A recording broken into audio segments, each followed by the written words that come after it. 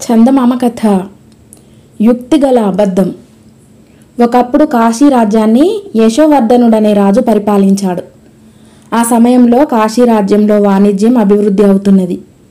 చుట్టుప్రక్కల రాజ్యాలలో మతాంతరుల పరిపాలనలు ఏర్పడుతున్నాయి. తలవని తలంపుగా యుద్ధాలు సంప్రాప్తమైతే ఇతర రాజ్యాల సాయం కావాలి. వాణిజ్యం వల్ల కాశీ వర్తకులు బాగుపడాలంటే ఇతర దేశాలతో అనుకూలమైన వర్తక ఒడంబడికలు జరగాలి. వీటన్నింటినీ సాధించటానికి రాజకీయ చతురత గల రాయబారుల దళం ఏర్పరచుకోవాలి.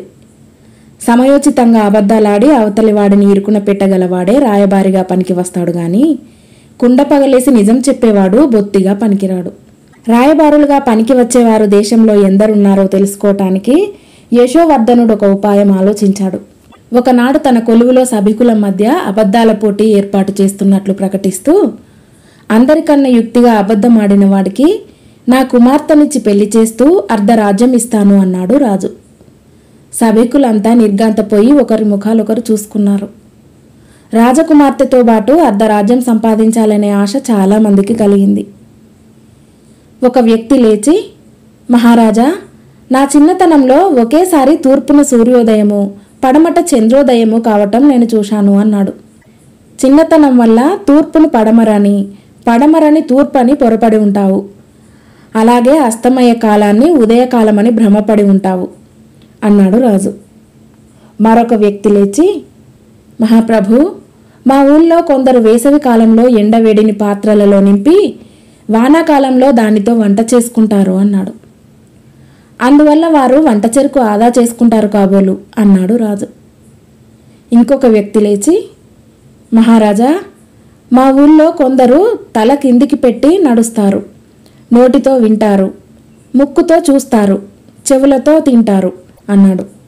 అందువల్ల వారి జీవితాలలో కలిగిన మార్పేమిటి అన్నాడు రాజు. ఆ వ్యక్తి సమాధానం చెప్పలేకపోయాడు.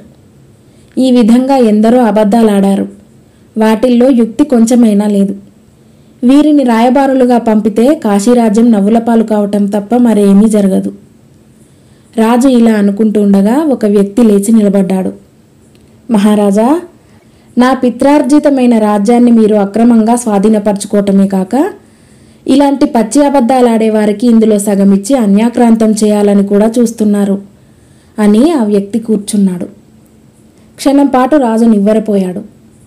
నిండు సభలో ఆ వ్యక్తి కాశీరాజ్యం తన పిత్రార్జితం అన్నాడు. అది నిజమని ఒప్పుకునే మాట అయితే రాజ్యం అంతా ఆ వ్యక్తికి ఇచ్చేయాలి. అబద్ధం అనే మాట అయితే ఈ అబద్ధం వల్ల తనను ఆ వ్యక్తి ఇరుకున పెట్టినట్టు రాజు ఒప్పుకు తీరాలి. ఇదే యుక్తిగల అబద్ధం. రాజు లేచి, భేష్, నీ అబద్ధానికి మేము చాలా సంతోషించాం. నీకు త్వరలోనే మా కుమార్తెనిచ్చి వివాహం చేసి అర్ధరాజ్యం అప్పజెప్పుతాం అని ప్రకటించాడు. తర్వాత ఆ వ్యక్తి కాశీరాజుకు అల్లుడై రాయబార కార్యాలలో ఘన విజయాలు సాధించాడు. కథ సమాప్తం.